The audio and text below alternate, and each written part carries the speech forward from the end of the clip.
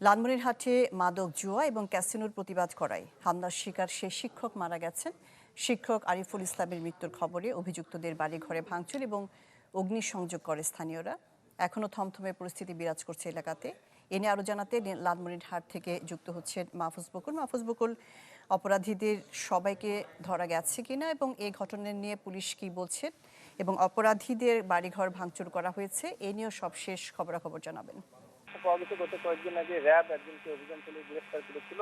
তারপরে কিন্তু তেমন কাউকে গ্রেফতার করা হয়নি এবং এই ঘটনায় কিন্তু তার পরিবার এবং আত্মীয়স্বজনরা একটা পুলিশের ভূমিকা নিয়ে প্রশ্ন করছেন যে আসলে যখন তারা মামলা দায়ের করেছিল খুব দ্রুত সময়ের মধ্যে আসামিরা জামিন পেয়েছে এবং তারা পরবর্তীতে কিন্তু বিভিন্ন জায়গায় আবারও হুমকি ধামকি দেওয়ার চেষ্টা করেছে।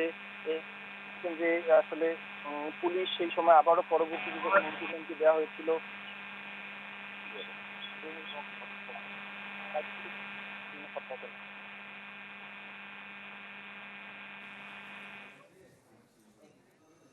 জি মাহফুজ বকুল, বুঝতে পেরেছি লালমনিরহাটে মাদক জুয়া এবং ক্যাসিনোর প্রতিবাদ করা শিক্ষক মারা গেছেন। এই নিয়ে খবর জানাচ্ছিলেন মাহফুজ বকুল।